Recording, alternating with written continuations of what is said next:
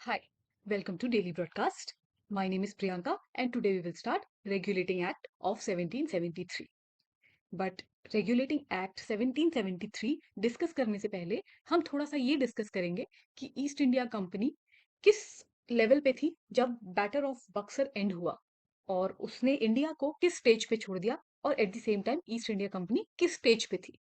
So let's begin. सो पहले हम समझेंगे, यानी कि आज का जो हमारा टॉपिक है, मैं दोबारा से रिपीट कर देती हूँ। आज का जो हमारा टॉपिक है वो है रेगुलेटिंग एक्ट। रेगुलेटिंग एक्ट मैं शॉर्ट में लिख रही हूँ, रेगुलेटिंग एक्ट ऑफ 1773। ये एक्ट पास किया गया ब्रिटिश गवर्नमेंट के थ्रू।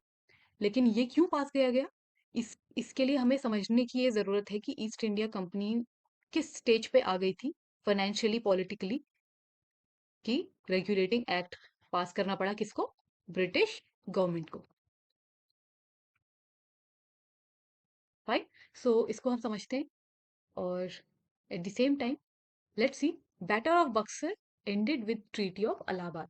देखो, अभी बैटल ऑफ बक्सर में हमने ये पढ़ा था कि जब बैटल ऑफ बक्सर एंड हुई तो at the same time treaty of Allahabad sign कर दी गई थी Robert Clive, major general Robert Clive के द्वारा।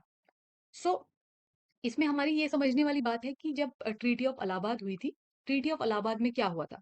देखो, ये तो हमने पहले पढ़ा ही है ऑलरेडी, बट थोड़ा सा ओवरव्यू ले लेते हैं। राइट। ट्रीटी ऑफ इलाहाबाद में क्या हुआ था कि जो दीवानी राइट्स थे, दीवानी राइट्स यानी कि टैक्सेशन राइट्स, या फिर आप टैक्स राइट्स बोल सकते हो। टैक्सेशन राइट्स किसके, जो कि पहले मुगल्स यानी कि नवाब ऑफ बंगाल कलेक्ट करते थे। बट क्योंकि बैटल ऑफ बक्सर में वो हार गए थे, तो इसलिए ये जिम्मा ईस्ट इंडिया कंपनी ने उठा लिया था, यानी कि वो फोर्सफुली उठाना हो गया। मतलब पहले के टाइम पे ऐसा होता था कि अगर किसी एम्परर ने दूसरे एम्परर को हरा दिया है तो फिर जो जीत गया है वो ही सब कुछ टेक ओवर करेगा और उन्हीं की बात मानी जाएगी। राइट। तो इसीलिए ईस्ट इंडिया कंपनी ने जो उनके दीवानी राइट्स थे, जो नवाब के थे वैसे तो, बट उनके दीवानी राइट्स भी अपने हाथ में ले लिए थे। तो अब क्या हुआ, ये एक तरीके से कह सकते हैं कि बैटल ऑफ बक्सर की सबसे बड़ी गलती थी। बिकॉज टैक्सेशन जो है, टैक्सेस जो वो पे करते थे, अब सिर्फ बंगाल ही इसमें इंक्लूड नहीं कर रही हूँ मैं, क्योंकि उस टाइम का जो बंगाल है उसमें अलग अलग स्टेट्स थे, जैसे कि Bengal itself, Orissa, Orissa, and then we have Bihar. Right, then we have Bihar. So Bengal, Orissa and Bihar, तो ये तीन स्टेट्स थे। तो इनके जितने भी टैक्स कलेक्शन होता था, यानी कि दीवानी राइट्स जो थे वो उनके किनके हाथ पे आ गए थे, ईस्ट इंडिया कंपनी के हाथ पे आ गया था। तो ये सबसे बड़ी गलती थी। क्यों? क्योंकि इससे क्या था, इससे एक बहुत बड़ा लॉस हुआ हमें। लॉस क्या हुआ, मतलब आप ये बोल सकते हो कि इंडिया की जितनी भी वेल्थ थी, इंडिया की जो वेल्थ थी वो ड्रेन होती गई कहाँ, ड्रेन होती गई कहाँ पे, ब्रिटेन में। क्योंकि सारा टैक्स जो था वो कहाँ जा रहा था, ईस्ट इंडिया कंपनी ही ले रही थी। और उससे क्या, ईस्ट इंडिया कंपनी ऑब्वियसली उस रेवेन्यू को ब्रिटेन में ही खर्च कर रही थी। तो ब्रिटेन में जा रही थी इंडिया की सारी वेल्थ, मतलब इंडिया का सारा जो वेल्थ था एक तरीके से ड्रेन हो रही थी। ठीक है, ट्रांसफर हो रही थी कहाँ पे, ब्रिटेन में ट्रांसफर हो रही थी। तो इससे क्या हुआ, अब देखो इससे कुछ चीजें हुई, ये समझने की जरूरत है। The merchants, they means merchants, okay, the merchants were getting unreasonably rich.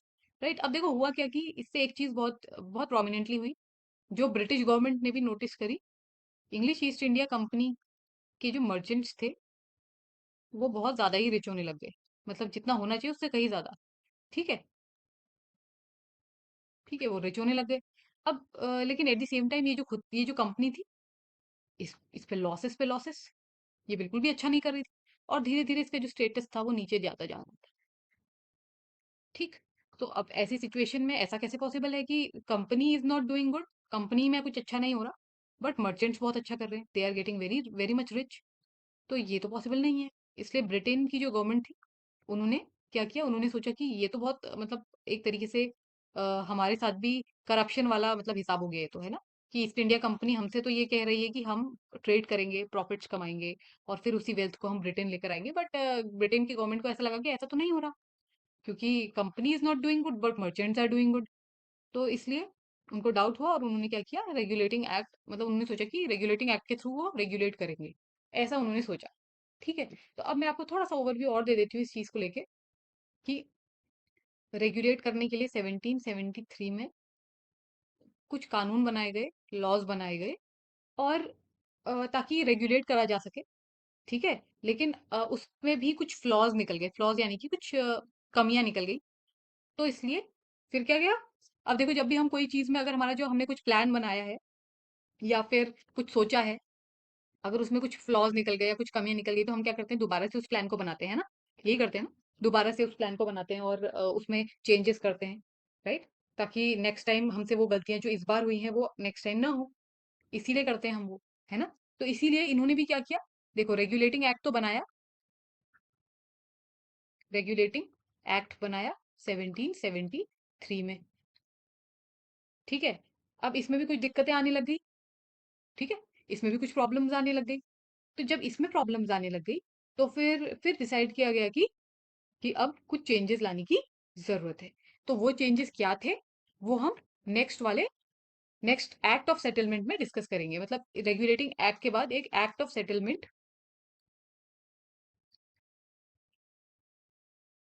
जो कि 1781, जस्ट लाइक अब 8 years का डिफरेंस था। ठीक है। सो 8 years का डिफरेंस था, और 8 साल के अंदर उनको, ब्रिटिश गवर्नमेंट को ये रियलाइज हुआ कि कुछ तो कमी है इस रेगुलेटिंग एक्ट में, इसलिए उन्होंने कुछ चेंजेस करे। फिर भी वो चेंजेस इतने ज्यादा, उसके बाद भी उनको लगा कि कुछ फ्लॉज हैं, कुछ चेंजेस करने की जरूरत है। तो उसके बाद आया पिट्स इंडिया एक्ट। खैर अब उस एक्ट के बारे में तो मैं बाद में बात करूंगी। पिट्स इंडिया एक्ट, ऐसे करते करते काफी एक्ट्स बने हुए हैं, लेकिन फिलहाल हम अभी सिर्फ रेगुलेटिंग एक्ट की बात करते हैं।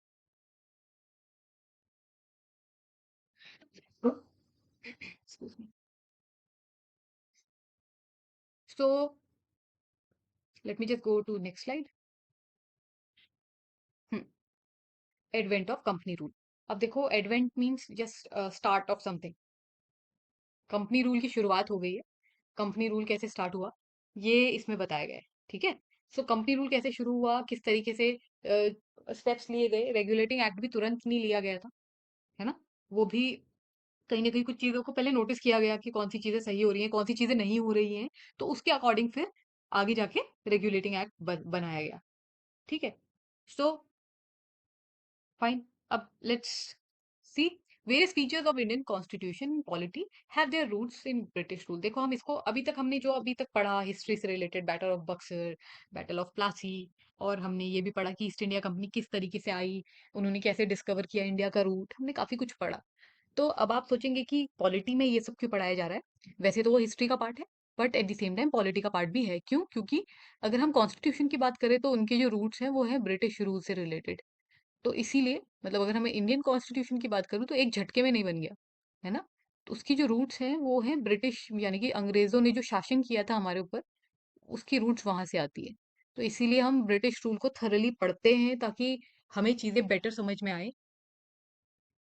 और with that I will continue that continue this thing. So these event have greatly influenced our constitution and polity. जैसे कि जो बात मैं अभी बोल रही थी वही बोल रहे हैं ये भी, कि ये जो जितने भी इवेंट्स हैं इन्होंने काफी इन्फ्लुएंस किया हमारे पॉलिटिक्स को, हमारे कॉन्स्टिट्यूशन को। और ये मतलब इसको हम दो में डिवाइड करते हैं। एक पहले तो था कंपनी रूल, उसके बाद क्रॉन रूल, राइट।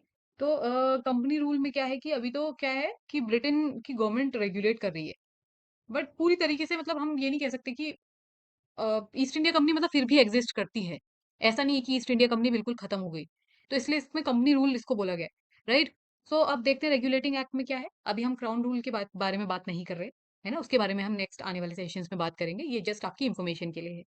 तो अगर हम रेगुलेटिंग एक्ट की बात करें, तो रेगुलेटिंग एक्ट क्या है कि रेगुलेटिंग एक्ट जो है वो मतलब एक तरीके से पहला जो एक्ट था वो रेगुलेटिंग एक्ट ही था जो हमने मतलब बनाया, राइट। और ये जो एक्ट था, पहला एक्ट था जो कि मतलब पहला एक्ट था या पहला स्टेप बोल सकते हो आप, जो अंग्रेजों ने लिया या ब्रिटिश गवर्नमेंट ने लिया कंट्रोल करने के लिए ईस्ट इंडिया कंपनी के अफेयर्स को। मतलब यानी कि जो ईस्ट इंडिया कंपनी की एक्टिविटीज हैं और उनके ट्रांजेक्शन्स हैं, उनके ट्रेड प्रैक्टिसेस हैं, उसको कंट्रोल करने के लिए क्या किया, एक्ट पास किया। मतलब एक तरीके से पहली बार ये पहला स्टेप था, पहला कदम था ब्रिटिश गवर्नमेंट का ईस्ट इंडिया कंपनी को कंट्रोल करने का। क्यों? कुछ रीजन थे इसके पीछे, मतलब कुछ रीजन थे। हमें ये समझना है कि ईस्ट इंडिया कंपनी के ऊपर क्यों, मतलब ब्रिटिश गवर्नमेंट ने, क्योंकि पहले तो ब्रिटिश गवर्नमेंट ने पूरा भरोसा करके ईस्ट इंडिया कंपनी को, आप अगर आपने पहले सेशन पढ़ा होगा मेरा, तो आपने ये देखा होगा कि ब्रिटिश गवर्नमेंट ने ब्रिटिश गवर्नमेंट ने खुद ही, यानी कि ब्रिटिश गवर्नमेंट अगर मैं बोलूँ तो क्वीन से ही परमिशन ली थी उन्होंने, in the form of charter, right.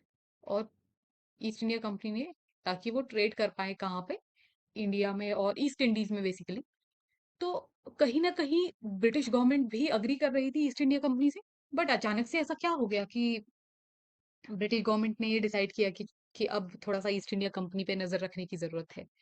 सो अब लेट्स सी, तब अचानक से ये क्या हुआ कि ब्रिटिशर्स को ऐसा करना पड़ा या ये स्टेप लेना पड़ा, कह सकते हो आप, है ना। तो अभी इसके लिए हम थोड़ा सा ये समझेंगे कि ईस्ट इंडिया कंपनी बैंकरप्ट कैसे हो गई, राइट। कैसे मतलब दिवालिया हो गई, ये हमें समझने की जरूरत है। So let's understand. अगर मैं ईस्ट इंडिया कंपनी की बात करूं, तो ये बैंकरप्ट हुई कुछ रीजन से। पहला रीजन है, ये इस पीपीटी में मेंशन नहीं किया है मैंने कि क्या रीजन है, राइट। आप इसको लिख लिख सकते हैं अपने नोटपैड में। और पहला जो रीजन है, ईस्ट इंडिया कंपनी ने अच्छा नहीं किया, मतलब ईस्ट इंडिया कंपनी क्यों बैंकरप्ट हुई, है ना। क्या हो गया ऐसा कि ब्रिटिश की गवर्नमेंट, ब्रिटेन की जो गवर्नमेंट थी, उन्होंने ये स्टेप लिया कि अब मतलब हमें ही कंट्रोल करना पड़ेगा, हमें ही रेगुलेट करना पड़ेगा। पहला था बंगाल फेमाइन। तो देखो हुआ क्या, कि और ये हुआ कब, 1769 में, राइट। तो 1769 में क्या हुआ, ये इमीडिएटली बैटल ऑफ बक्सर के बाद हुआ, ठीक है। तो 1769 में क्या हुआ, बहुत कम बारिश हुई, less rain was there. Less rain मतलब बहुत कम बारिश हुई, तो कम बारिश है तो फिर कम हार्वेस्ट होगी, हार्वेस्ट भी लो होगी। अब इससे क्या था, कम बारिश थी तो कम हार्वेस्ट थी। लेकिन क्या हुआ कि इंग्लिश ईस्ट इंडिया कंपनी ने क्या किया, ऐसे में हार्वेस्ट कम था तो टैक्सेस बढ़ा दिए। उन्होंने ये नहीं देखा कि ज्योग्राफिकल कंडीशन सपोर्ट नहीं कर रही है, बारिश नहीं हो रही है, तो उन्होंने टैक्सेस बढ़ा दिए, बहुत ज्यादा बढ़ा दिए, अनरीजनेबली ज्यादा बढ़ा दिए। तो इसलिए जितने भी जितना भी प्रोड्यूस होता था, जो एग्रीकल्चर प्रोड्यूस होता था, वो सारा जाता था ब्रिटिशर्स को। देखो होता ही है ना कि अगर उनके पास खुद मनी नहीं होता था, तो वो बहुत बार फूड ग्रेन्स को जो वो उगा रहे हैं, उस चीज को भी एज अ टैक्स की तरफ पे करते थे ना, राइट। तो उन्होंने सारा तो उनको दे दिया, अब वो खुद क्या खाएंगे, कुछ भी नहीं। तो इसलिए इसका इम्पैक्ट ये हुआ कि बहुत सारे लोग ऐसे ही मर गए। मतलब बंगाल की बहुत मेजर पॉपुलेशन, बंगाल में अगेन दोबारा से ये बोलना चाहूंगी, बंगाल मतलब टिपिकली बंगाल नहीं है यहाँ पे। बंगाल का मतलब है कि तीन अलग अलग स्टेट्स, उड़ीसा, बंगाल एंड बिहार। मैं इन तीनों स्टेट्स की बात कर रही हूँ जो उस टाइम पे बंगाल थे। तो बंगाल की मेजॉरिटी ऑफ पॉपुलेशन जो है, वो फेमाइन की वजह से, बंगाल फेमाइन की वजह से मतलब मर गई, ठीक है। इस तरीके से आधी से ज्यादा पॉपुलेशन फूड के बिना, मतलब it was destroyed because of lack of food, खाने के बिना डेथ हो गई बहुत सारे लोगों की, राइट। तो बंगाल फेमाइन आ गया, तो नेचुरल सी बात है कि ईस्ट इंडिया कंपनी भी तो नीचे जाएगी, ट्रेड ही अच्छा नहीं हो रहा। कैसे, मतलब क्योंकि टैक्सेस से ही ईस्ट इंडिया कंपनी रिच हुई थी, भूलना मत। मतलब टैक्सेस भी वन ऑफ द रीजन थे जिससे वो रिच हुए थे, राइट। तो पहला रीजन ये था। अब दूसरा रीजन बता देती हूँ मैं आपको। दूसरा रीजन ये था कि, सेकंड रीजन ये था कि करप्शन, इंटरनल करप्शन, यानी कि ईस्ट इंडिया कंपनी के अंदर अंदर ही करप्शन हो रहा था। यानी कि जो मर्चेंट्स थे, वो अपना अलग से ट्रेड करते थे, प्राइवेट ट्रेड। एक तो ईस्ट इंडिया कंपनी का अपना ट्रेड हो गया, ठीक है। अभी जो मर्चेंट्स थे, इनका अपना ही ट्रेड चल रहा था, राइट, जिससे ये पैसे कमा रहे थे, राइट। और वो पैसा किसके पॉकेट में जाता था, मर्चेंट्स के पॉकेट में जाता था। और ईस्ट इंडिया कंपनी के पॉकेट में नहीं जाता था, क्योंकि नेचुरल सी बात है, प्राइवेट ट्रेड कर रहे हैं और ईस्ट इंडिया कंपनी के लिए ट्रेड नहीं कर रहे थे, राइट। तो कहीं ना कहीं इतना करप्शन था, इतना करप्शन बढ़ गया अंदर ही अंदर ईस्ट इंडिया कंपनी में कि कहीं ना कहीं मर्चेंट्स तो बहुत ज्यादा रिच होते थे, इतने रिच हो गए थे कि वो अपने देश में जाके बहुत सारी प्रॉपर्टी खरीदने लग गए, लैविश प्रॉपर्टी खरीदने लग गए। और ऑन दी अदर हैंड, अगर ब्रिटिश की गवर्नमेंट ने ये भी नोटिस किया कि ये तो मतलब मर्चेंट्स तो बहुत अच्छा खासा इन्वेस्टमेंट कर रहे हैं, but on the other hand इनका जो ट्रेड है वो तो डूबता ही जा रहा है। क्योंकि अब आप सोचोगे कि ये पता कैसे चला ब्रिटिश गवर्नमेंट को, तो मैं आपको बता दूं कि अगर वो ट्रेड जो कर रहे थे, ईस्ट इंडिया कंपनी जो ट्रेड कर रही थी, उसमें से मेजर पोर्शन जो था वो जाता था ब्रिटेन की गवर्नमेंट को। और क्यों जाता था? अब आप बोलोगे कि ब्रिटेन की गवर्नमेंट को क्यों जाता था? इसलिए जाता था क्योंकि इन्होंने कहीं ना कहीं ब्रिटेन की गवर्नमेंट से रिक्वेस्ट करके मोनोपोली ली थी, अगर आपको याद है तो। मोनोपोली ली थी कि आप किसी और ब्रिटेन की कंपनी को अलाउ नहीं करोगे ईस्ट इंडीज में ट्रेड करने के लिए, क्योंकि हम कर रहे हैं, इसके बदले हम आपको अपने प्रॉफिट का कुछ हिस्सा देंगे। ठीक है, तो ये डील हुई थी। तो इसीलिए वो पर्टिकुलर अमाउंट जो था वो उनको मिलता था, यानी कि किसको मिलता था? ब्रिटेन की गवर्नमेंट को मिलता था। अब नेचुरल सी बात है कि ईस्ट इंडिया कंपनी अच्छा नहीं कर रही, तो उनको फिर जो उनका शेयर है वो भी नहीं मिलेगा, क्योंकि प्रॉफिट ही नहीं अर्न कर रही है कंपनी, तो फिर उनको इनका शेयर कैसे मिल सकता है? फिर भी कहीं ना कहीं ब्रिटेन की जो गवर्नमेंट थी, उनको कहीं ना कहीं ऐसा लगता था कि चलो कोई बात नहीं, अभी ऐसा हो रहा है तो कोई बात नहीं, बाद में ठीक हो जाएगा। मतलब कहीं ना कहीं उन्हें उम्मीदें थी कि वो ये जितना भी सब कुछ हो रहा है, ये ठीक हो जाएगा एक पॉइंट ऑफ टाइम के बाद, और ईस्ट इंडिया कंपनी रिवाइव कर लेगी। रिवाइव करने के बाद हमें दोबारा से पैसा मिलना स्टार्ट हो जाएगा, ऐसा उन्होंने सोचा था। बट ऐसा हुआ नहीं। राइट। तो कहीं ना कहीं आप ये देख सकते हो कि उम, जो ब्रिटिशर्स थे उन्होंने ये चीज नोटिस करी कि करप्शन बहुत है इंटरनली ईस्ट इंडिया कंपनी में। ये दूसरा रीजन था। तीसरा रीजन ये था कि जो फर्स्ट एंग्लो मैसूर वॉर हुई थी, ये हुई थी 1766 से लेके, मतलब ये चली 3 साल तक चली ये लड़ाई। Just a second. Yes, 1766 to 1767 to 1768 to 1769। 1 2 3, 3 year, 1 2 3, 3 साल तक ये लड़ाई चली। राइट। और ये लड़ाई किसके बीच में चली? Hyder Ali versus East India Company. ठीक है, तो ये लड़ाई चली। अब इस लड़ाई का कुछ आउटकम नहीं हुआ, कुछ कंक्लूजन नहीं हुआ। No conclusion. फाइन। कंक्लूजन था ही नहीं कुछ भी, मतलब ऐसा कुछ हुआ नहीं। राइट। तो बट ईस्ट इंडिया कंपनी को लॉस बहुत हो गया। कैसे? वॉर में एक्सपेंडिचर बहुत ज्यादा हो गया। एक तो वैसी कंपनी अच्छा नहीं कर रही, ऊपर से फिर वॉर पे एक्सपेंडिचर ज्यादा हो गया। ठीक है, तो ये वॉर की वजह से भी हुआ। मतलब एक ही रीजन नहीं था कि वो कंपनी बैंकरप्ट हुई, छोटे छोटे रीजंस कंबाइन करके बड़े होते गए, और इस वजह से ऐसा हुआ। ठीक। तो इससे आप ये समझ सकते हैं कि कहीं ना कहीं, और हाँ एक और चीज मैं मेंशन करना चाहूंगी यहाँ पे, कि जैसे कि मैंने आपको पहले बताया था कि ब्रिटिश गवर्नमेंट जो थी, ईस्ट इंडिया कंपनी से को इन्होंने मोनोपोली ग्रांट कर रखी थी, मोनोपोली दी थी कि आप ही ट्रेड करोगे ईस्ट इंडीज में, और कोई कंट्री, कोई नेशन, ब्रिटेन का कोई भी दूसरी ट्रेडिंग कंपनी ट्रेड नहीं कर सकती, सिर्फ ईस्ट इंडिया कंपनी को ही ये राइट है। बट इसके बदले में ईस्ट इंडिया कंपनी को, ब्रिटेन की गवर्नमेंट को कुछ अमाउंट देना पड़ेगा। अमाउंट। ठीक है। तो हर बार, हर बार कितना मिलता था उनको? देखो, उनको कुछ पर्टिकुलर फिक्स्ड अमाउंट था जो उनको मिलता था। राइट। तो in return they use to give how much? In return they use to give 4 lakhs, 4 lakh British pound. ठीक है, तो काफी अच्छा अमाउंट है ये। तो आप खुद सोच सकते हो कि वो ट्रेड में कितना अच्छा कर रहे थे, कि वो ब्रिटेन की गवर्नमेंट को 4 लाख ब्रिटिश पाउंड दे रहे हैं, तो फिर वो खुद कितना अच्छा कर रहे हैं। ठीक है। सो ठीक है, इतने तक आई होप आपको समझ में आ गया होगा। अब लेकिन क्या हुआ? धीरे धीरे ब्रिटिश गवर्नमेंट ने थोड़ा वेट भी किया, कि चलो वेट कर लेते हैं ईस्ट इंडिया कंपनी का, अभी अच्छा नहीं कर रही तो कोई बात नहीं, कभी तो अच्छा करेगी। लेकिन ऐसी नौबत आ गई करप्शन की वजह से कि ईस्ट इंडिया कंपनी को उल्टा ब्रिटिश की गवर्नमेंट से लोन लेना पड़ा। कितना? 1 लाख पाउंड, ब्रिटिश पाउंड। ठीक है, इनको खुद लोन लेना पड़ा। सोचो खुद इनकी फाइनेंशियली कितने पुअर हो गए होंगे। फाइनेंशियल कंडीशन इनकी इतनी, फाइनेंशियल कंडीशन इतनी पुअर हो गई इनकी कि लोन लेना पड़ रहा है। Right. So you can just imagine कि सिचुएशन कितनी, पहले कितने प्रॉस्परस थे और बाद में क्या हालत हो गई। तो इस तरीके से ये रीजन थे कि क्यों मतलब ईस्ट इंडिया कंपनी डूब गई। और चौथा रीजन अगर मैं आपको दूं तो ये होगा लॉस इन ट्रेड।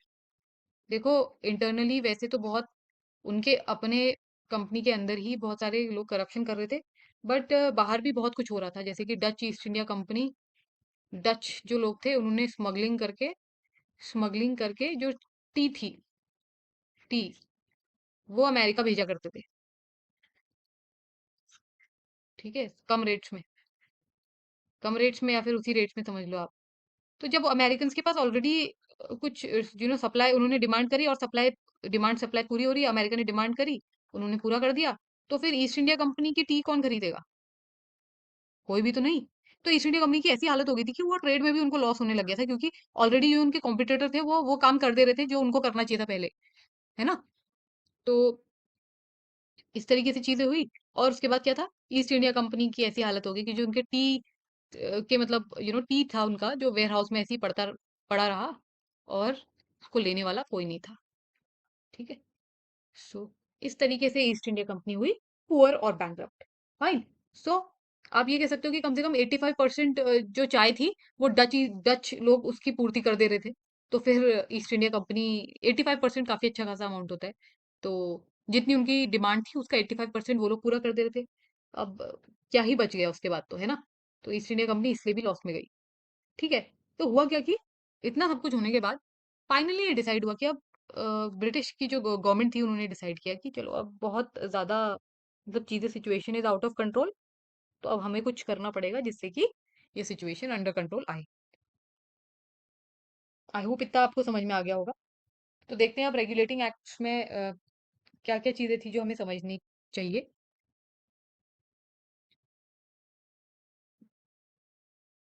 तो देखते हैं कि फीचर्स क्या थे इस एक्ट के। तो मैं धीरे धीरे आपको चीजें एक्सप्लेन करूंगी, राइट, इस एक्ट के। So we are not starting regulating act 1773। ठीक है। सो कहीं ना कहीं ये जो इंग्लिश ईस्ट इंडिया कंपनी थी, इसका पहला रेगुलेटिंग एक्ट में देखो कुछ चेंजेस हुए। मतलब उन्होंने बोला कि अब हम ईस्ट इंडिया कंपनी के फंक्शनिंग में, ईस्ट इंडिया कंपनी की कितनी पावर है, किस तरीके से ईस्ट इंडिया कंपनी फंक्शन करेगी, ईस्ट इंडिया कंपनी को क्या करना चाहिए क्या नहीं करना चाहिए, किस तरीके से फंक्शन करना चाहिए, कौन सी पॉलिटिकल पावर है जो उनकी होनी चाहिए या नहीं होनी चाहिए, वो सब रेगुलेटिंग एक्ट में इन्होंने चीजें मेंशन कर रखी थी, है ना? तो रेगुलेटिंग एक्ट में पहली चीज जो मेंशन थी वो था फंक्शनिंग, मतलब कि एडमिनिस्ट्रेशन की फंक्शनिंग, कि एडमिनिस्ट्रेशन ईस्ट इंडिया कंपनी का कैसे फंक्शन करेगा। ठीक है। तो ईस्ट इंडिया कंपनी का यानी कि जहां जहां उन्होंने प्रेसिडेंसीज की हैं, तो पहले ईस्ट इंडिया कंपनी से पहले क्या था, 3 प्रेसिडेंसीज हुआ करती थी। कौन कौन सी हुआ करती थी? अब इसमें कोर्ट ऑफ डायरेक्टर्स हुआ करते थे, कोर्ट ऑफ डायरेक्टर्स, और जो होते थे 24 होते थे। और ये जो कोर्ट ऑफ डायरेक्टर्स होते थे, अच्छा, इसके ऊपर कोर्ट ऑफ प्रोप्राइटर्स भी हुआ करते थे, वो मैं नेक्स्ट उसमें बताऊंगी। अभी इतनी जरूरत नहीं है हमें ये समझने की कि इनके ऊपर क्या फंक्शन करते थे। आपको बस मैं बेसिक लेवल का बता रही हूँ अभी।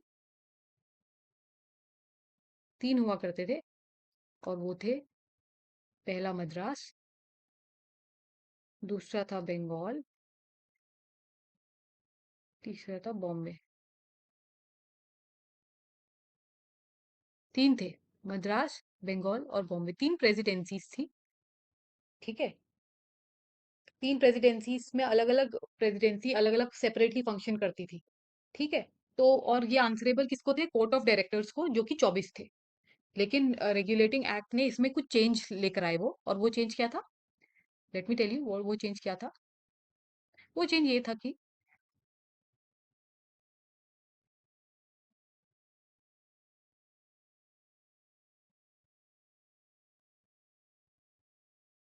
हम्म, वो चेंज ये था कि कोर्ट ऑफ डायरेक्टर्स जो है, यानी कि एक तरीके से आप बोल सकते हो कि गवर्नर जनरल उन्होंने बना दिया।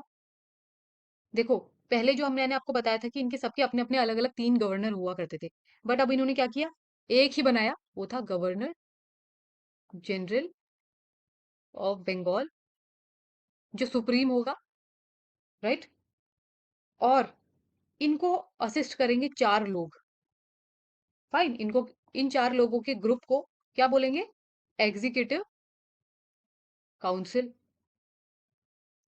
और ये by the way let me tell you, ये सिर्फ गवर्नर को असिस्ट करने के लिए है, ठीक है? फाइन। अब इनके अंडर क्या है, 2 प्रेसिडेंसीज हैं, वो है मद्रास प्रेसिडेंसी और बॉम्बे प्रेसिडेंसी। देखो पहले क्या होता था, पहले था कि सब तीनों प्रेसिडेंसी अलग अलग फंक्शन करेंगी इंडिपेंडेंटली, यही था ना? बट रेगुलेटिंग एक्ट का जो पहला चेंज था वो ये चेंज था कि अब जो गवर्नर ऑफ बंगाल है वो गवर्नर नहीं रहे, बल्कि क्या बन गए, गवर्नर जनरल ऑफ बंगाल। और साथ साथ ही उनको 4 लोग असिस्ट करेंगे, वो है एग्जीक्यूटिव काउंसिल। राइट। तो इस तरीके से फंक्शन, मतलब इन्होंने इस तरीके से बाइफरकेट किया। और मद्रास और बॉम्बे किसके अंडर आएंगे, गवर्नर जनरल ऑफ बंगाल। यानी कि गवर्नर जनरल ऑफ बंगाल वो तो इंडिपेंडेंटली फंक्शन करेंगे ही करेंगे, वो एक सुप्रीम बॉडी की तरह देखे जाने लगे। और जो गवर्नर ऑफ मद्रास और गवर्नर ऑफ बॉम्बे हैं वो भी परमिशन किससे लेंगे, गवर्नर जनरल ऑफ बंगाल से ही। ठीक है। तो ये था रेगुलेटिंग एक्ट का पहला बदलाव। राइट। आपको आई होप इतना समझ में आ गया होगा। और अब moving on to the second change. Second change कौन सा वाला चेंज था, लेट्स सी। सेकंड चेंज जो था, I have to erase it, मुझे इरेज करने की जरूरत पड़ेगी। और सो सेकंड चेंज जो था वो था आपका डुअल फॉर्म ऑफ एडमिनिस्ट्रेशन। देखो, डुअल फॉर्म ऑफ एडमिनिस्ट्रेशन क्या था, वो खत्म कर दिया गया था। अब आप बोलोगे ये क्या है dual form of administration. Dual form of administration quickly एक बार मैं रिवाइज कर लेती हूँ ताकि आपको समझ में आ जाए कि हम किस चीज की बात कर रहे हैं। तो सेकंड रेगुलेटिंग एक्ट में सेकंड चीज क्या हुई थी कि डुअल फॉर्म ऑफ एडमिनिस्ट्रेशन, या फिर आप डुअलिटी भी बोल सकते हो, डुअल फॉर्म ऑफ कंट्रोल या फिर एडमिनिस्ट्रेशन, एडमिनिस्ट्रेशन एंड हो गया। ब्रिटिशर्स ने डुअल फॉर्म ऑफ या डुअलिटी को एंड कर दिया। डुअलिटी क्या हुई, डुअलिटी क्या होता है यहाँ पे, अब थोड़ा सा ये समझ लेते हैं कि डुअलिटी के बारे में क्या है, मतलब ये डुअलिटी क्या है, what is dual form of administration. देखो, डुअल फॉर्म ऑफ एडमिनिस्ट्रेशन क्या है, डुअल फॉर्म ऑफ एडमिनिस्ट्रेशन ये कि कहीं ना कहीं आप ये बोल सकते हो कि आफ्टर बैटल ऑफ बक्सर हुआ क्या, बैटल ऑफ बक्सर जब हुई, बैटल ऑफ बक्सर के बाद क्या हुआ, दीवानी राइट्स मिल गए, किसको, ईस्ट इंडिया कंपनी को। तो टैक्स कौन कलेक्ट करेगा फिर, ईस्ट इंडिया कंपनी। ठीक। तो टैक्स कलेक्ट करने की जिम्मेदारी ईस्ट इंडिया कंपनी की। लेकिन ऑन दी अदर हैंड अगर आप देखो तो जो नवाब्स थे, भले ही वो दीवानी राइट्स उन्होंने ईस्ट इंडिया कंपनी को दे दिए थे बैटल ऑफ बक्सर के बाद, लेकिन निजामियत, निजामियत, अब आप सोचोगे निजामियत क्या है, निजामियत मीन एडमिनिस्ट्रेशन, एडमिनिस्ट्रेशन पावर। ठीक है।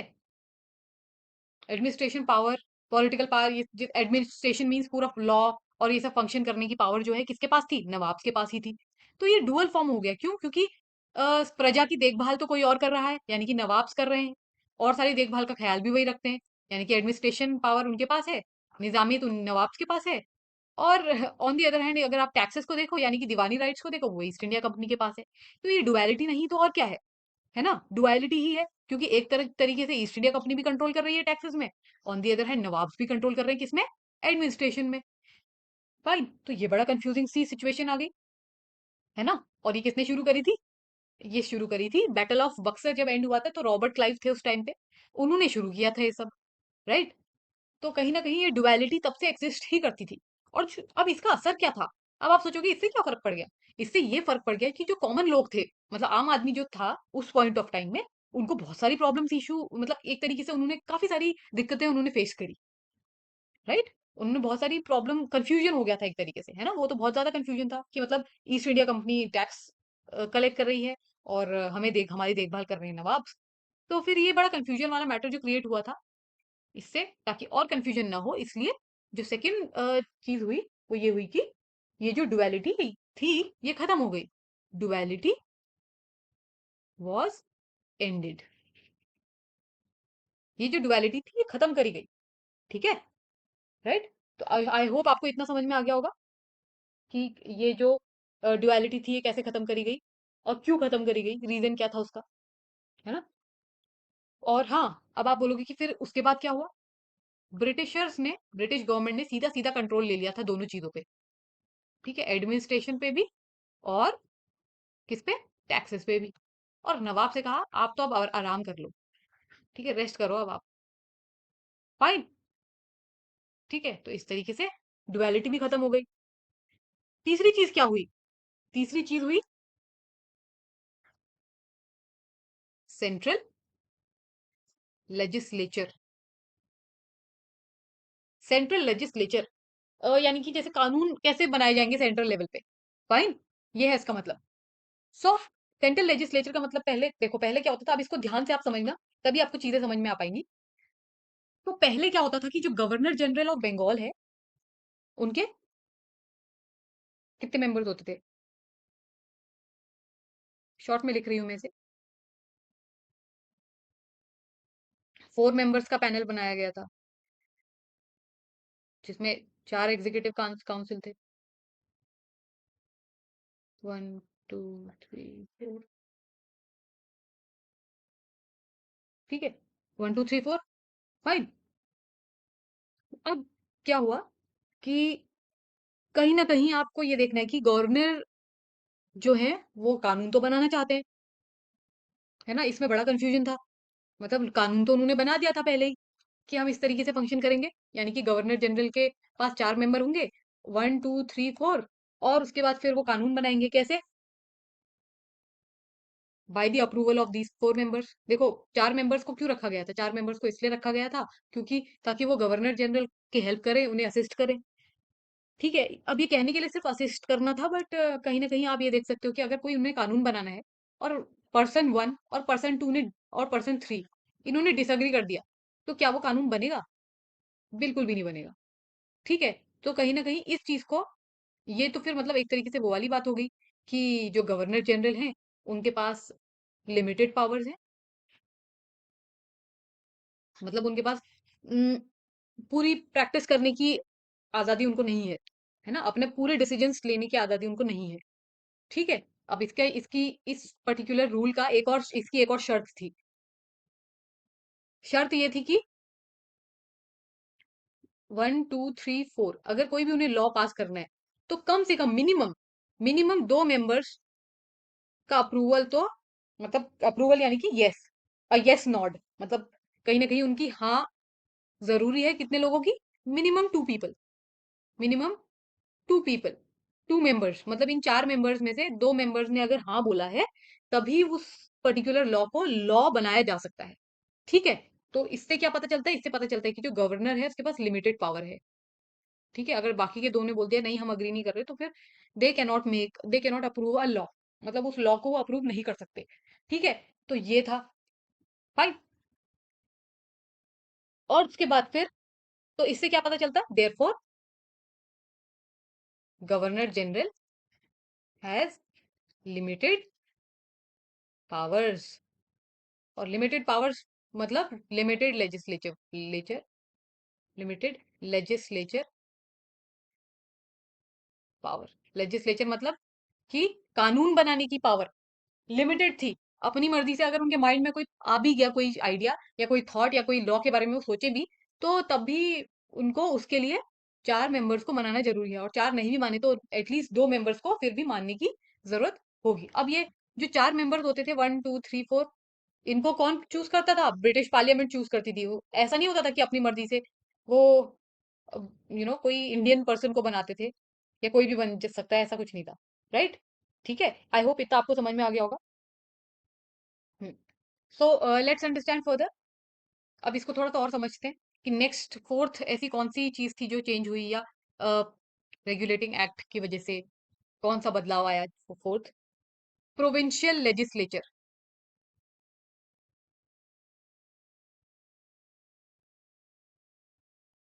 प्रोविंशियल लेजिस्लेचर, देखो प्रोविंशियल लेजिस्लेचर में क्या हुआ कि सेम रूल्स, अब यहाँ पे सिंपली ये बताया गया, सेम रूल्स अप्लाई होंगे कहाँ पे?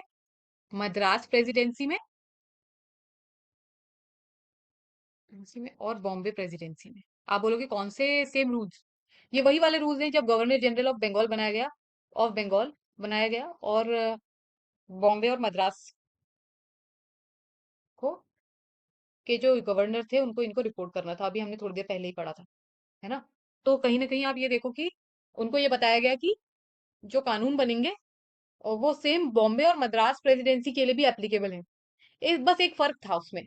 फर्क क्या था कि बॉम्बे और मद्रास की जो प्रेसिडेंसी रूल्स थे, है ना, what used to happen is only the difference was there, that difference was Bombay and Madras presidency used to make laws at local level. Okay, fine. इतना समझ में आपको आना चाहिए कि मद्रास और जो बॉम्बे है, सेम रूल्स अप्लाई थे उनके लिए भी, कि वो प्रैक्टिस कर सकते हैं उस हिसाब से। लेकिन फर्क सिर्फ इतना है कि ये लोकल लेवल पे लॉ कानून बनाएंगे। लोकल लेवल मतलब मद्रास के ही मतलब अगर मद्रास प्रेसिडेंसी है तो उसी एरिया में वो लोकल लॉज फॉलो होंगे। बॉम्बे प्रेसिडेंसी है तो बॉम्बे के एरिया में ही वो जो लोकल लॉज उन्होंने बनाए वो फॉलो होंगे। ठीक है। और बाकी बचे गवर्नर जनरल ऑफ बंगाल। तो जो गवर्नर जनरल थे वो सेंट्रल लेवल पे बनाने का उनको पावर था। ठीक है, ये फर्क था। तो ये है प्रोविंशियल लेजिस्लेचर, यानी कि प्रोविंस के लेवल पे पावर किसी भी गवर्नर की। ठीक है, आई होप इतना आपको समझ में आ गया होगा।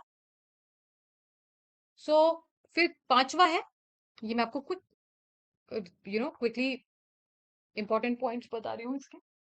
पांचवा है revenue collection. Revenue collection, right. But अभी ये रेवेन्यू कलेक्शन हम बाद में पढ़ेंगे। लेट्स सी कि इसके क्या क्या फीचर्स हैं। सो इस एक्ट के क्या क्या फीचर थे। It designated the governor of Bengal as governor general of Bengal, ये तो मैंने आपको ऑलरेडी बता दिया है। Created an executive council of 4 members, right, ये भी मैंने आपको बता दिया है। उन्होंने 4 मेंबर्स की एग्जीक्यूटिव काउंसिल अपॉइंट करी ताकि वो उसको असिस्ट कर सके। First such governor general was Lord Warren Hastings, और या फिर वॉरेन हेस्टिंग्स भी बोल सकते हो आप इसे। Fine. Warren Hastings was the first governor general. ये बहुत इंपॉर्टेंट नाम है, आपको याद होना चाहिए कि फर्स्ट गवर्नर जनरल जो थे वो लॉर्ड वॉरेन हेस्टिंग थे। It made governors of Bombay and Madras presidency subordinate. देखो मैंने अभी आपको बताया सबऑर्डिनेट का मतलब होता है कि, जस्ट अ सेकेंड, किसी के अंडर काम करना। ये है सबऑर्डिनेट, ये मद्रास है, ये बॉम्बे है, और ये गवर्नर जनरल ऑफ बंगाल।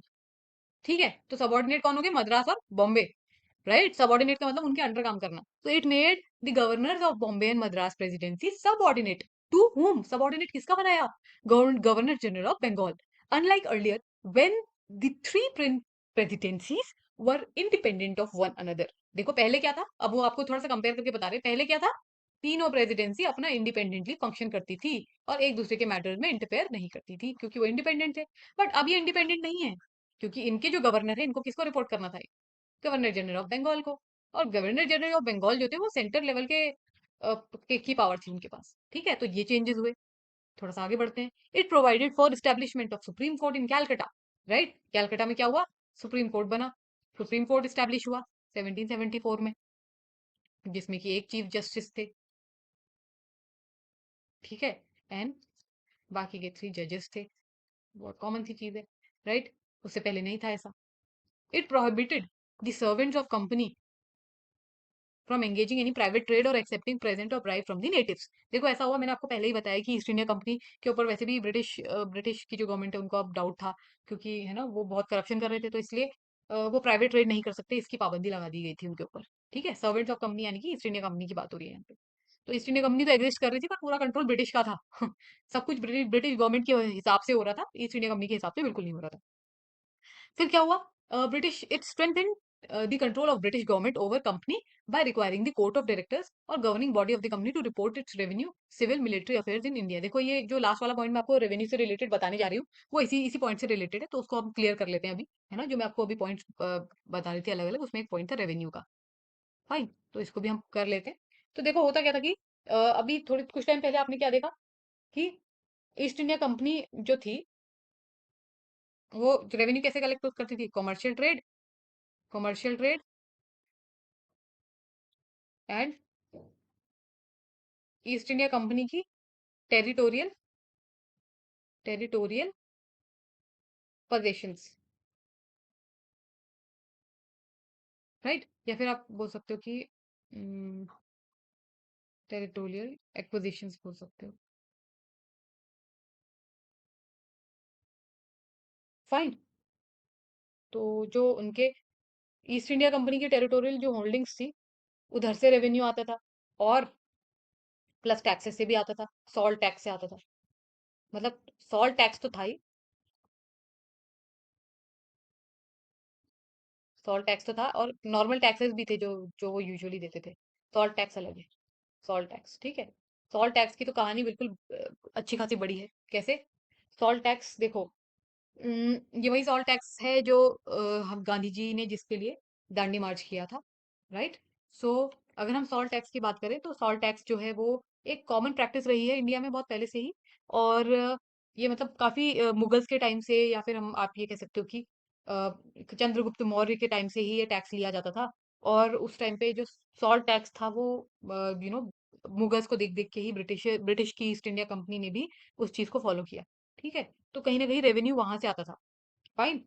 तो अब आप देख सकते हो कि कहीं ना कहीं रेवेन्यू जो है वो ईस्ट इंडिया कंपनी की टेरिटरीज जो थी उसको कहीं ना कहीं ब्रिटिश की टेरिटरीज मानी जाने लग गई। ठीक है, अगेन मैं रिपीट कर रही हूँ, वो मतलब नहीं, ब्रिटिश की टेरिटरी नहीं बोल सकते हो, वैसे तो उन्हीं की होल्डिंग थी, बट उसको वैसे एज इट इज रखा गया। मतलब ब्रिटिश की होल्डिंग्स के अंदर नहीं आएगी, ये तो अभी नेक्स्ट में होगा, है ना। ये कंप्लीटली ब्रिटिश की होल्डिंग में नहीं आया। मतलब अगर ईस्ट इंडिया कंपनी का एरिया है, जैसे इंडिया में कोई पर्टिकुलर एरिया में ईस्ट इंडिया कंपनी का कब्जा है, तो अगर वो वहां से वहां उस एरिया से टैक्सेस वसूली करते हैं वहां से, तो वो उधर से वसूली करते ही रहेंगे। ठीक है, इसमें कोई पाबंदी नहीं थी, इसमें चेंज नहीं आए।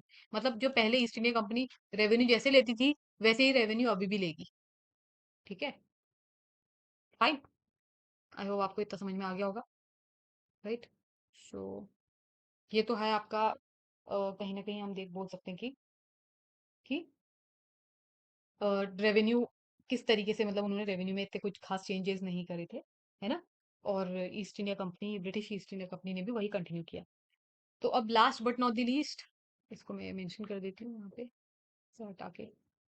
Sixth one is corruption, end to corruption. Corruption वो नहीं चाहते थे, देखो कहीं ना कहीं करप्शन तो था ही पहले भी, बट अब आगे करप्शन ना हो इसलिए to end the corruption, to end corruption, है ना। करप्शन को कैसे एंड किया उन्होंने, उन्होंने इंश्योर किया कि कोई भी प्राइवेट ट्रेड में इन्वॉल्व ना हो, जैसे कि अभी इसमें फिफ्थ फोर्थ पॉइंट में मेंशन किया हुआ है कि कोई भी प्राइवेट ट्रेड में इन्वॉल्व ना हो, है ना।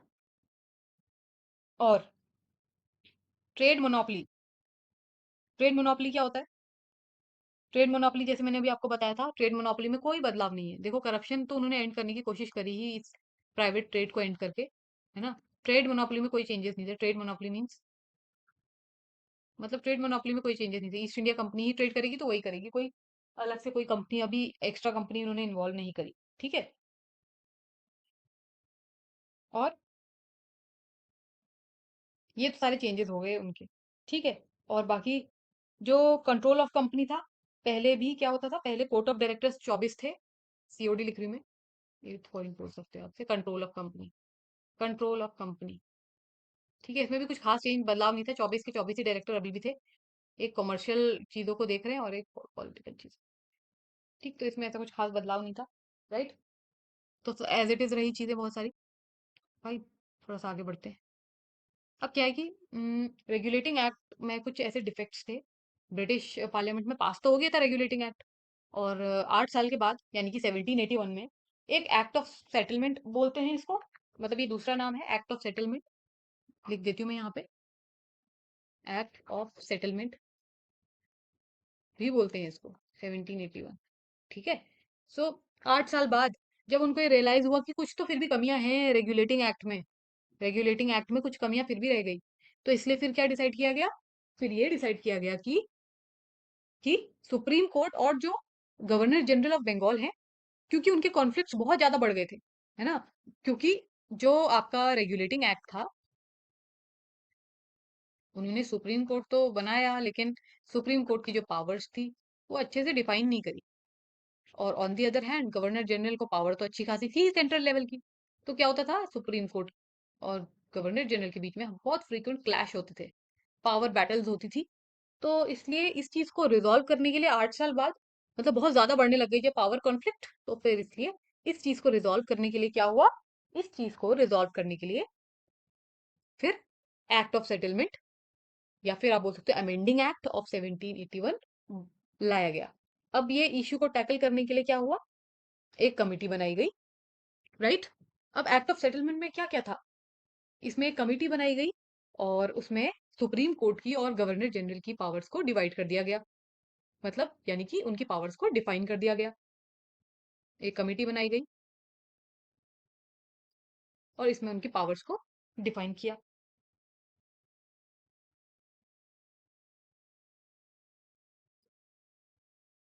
किस किसकी पावर्स डिफाइन हुई, सुप्रीम कोर्ट और गवर्नर जनरल, इनकी पावर्स को अच्छे से डिफाइन किया गया।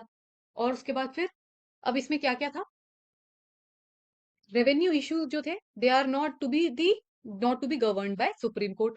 अब पहली चीज क्या क्या चीज देखो, अब इसमें पावर्स तो डिफाइन हो गई कमिटी में कि अच्छा सुप्रीम कोर्ट की ये पावर होगी, गवर्नर जनरल की ये पावर होगी, सुप्रीम कोर्ट ऐसा कर सकता है, गवर्नर जनरल ऐसा नहीं कर सकता, सुप्रीम कोर्ट ये कर सकता है तो गवर्नर जनरल ये नहीं कर सकता। इस तरीके की चीजें उसमें मेंशन करी थी। अब देखते हैं क्या क्या चीजें मेंशन करी थी।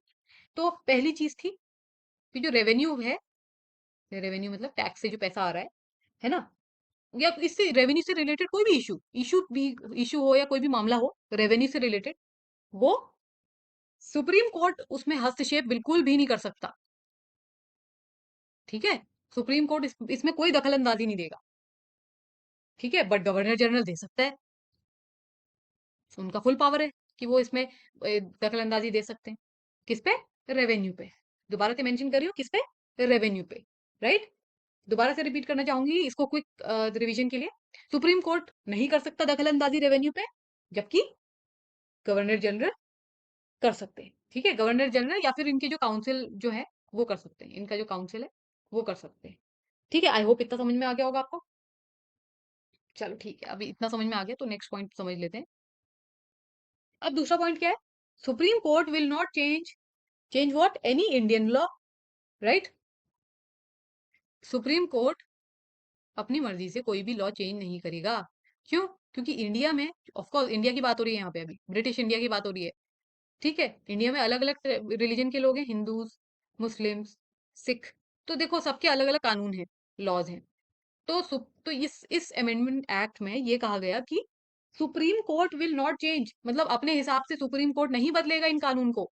जिसको जो जिस जिस कानून को मानना है वो वही कानून मानेगा, जो अपने अपने रिलीजन के अकॉर्डिंग वो कानून को मानेंगे। और सुप्रीम कोर्ट का कोई राइट नहीं है कि वो उस चीज में हस्तक्षेप करे।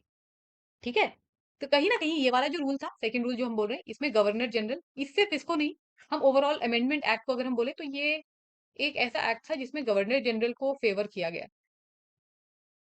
फाइन। डायरेक्टली और इनडायरेक्टली आप ये समझ सकते हो कि उनको फेवर किया गया। फाइन। कहीं ना कहीं ये भी बोल सकते हो आप कि उनको फेवर किया गया या उनको सुप्रीम कोर्ट से थोड़ा सा हायर पेडेस्टल पे रखा गया। ठीक है, तो ये तो है हमारा एक्ट ऑफ सेटलमेंट या फिर अमेंडिंग एक्ट ऑफ 1781। तो अब इसका क्विकली हम पढ़ लेते हैं कि क्या इसमें मेंशन किया हुआ है। इट एग्जेम्प्टेड, एग्जेम्प्टेड मतलब छूट दे देना, एग्जेम्प्टेड मीन्स छूट देना किसी चीज की। It exempted governor general and council from the jurisdiction of supreme court, right, from the jurisdiction of supreme court for the acts done by them in their official capacity. Similarly, it also exempted the servants of company from the jurisdiction of supreme court for their official actions, right. On the other hand, it execute excluded the revenue matters। देखो जो मैंने अभी discuss किया वो वही है, मतलब कि सुप्रीम कोर्ट के जो लॉज हैं वो बदलेगा नहीं। राइट। ठीक है, और जैसे कि मैंने आपको बोला गवर्नर जनरल के फेवर में है, तो ये उसी को मेंशन कर रहा है। राइट। और जो दूसरा है वो रेवेन्यू मैटर्स को बोल रहे हैं। It excluded revenue matters and matters arising in the collection of revenue from the jurisdiction of supreme court. देखो सुप्रीम कोर्ट को कहीं ना कहीं ये बोला गया कि आप रेवेन्यू से रिलेटेड नहीं हो, ये गवर्नर जनरल का काम है, उनको करने दो। ठीक है, तो ये सब चीजें मेंशन करी थी अमेंडिंग एक्ट पे, अमेंडिंग एक्ट पे, या फिर आप बोल सकते हो एक्ट ऑफ सेटलमेंट 1781। फाइन। तो इसका इसके बाद वाला जो एक्ट है, पिट्स इंडिया एक्ट 1784, वो मैं नेक्स्ट सेशन में कवर करने वाली हूँ। Right. So stay tuned. Right. And I hope you like it, and that's it for today. See you all in the next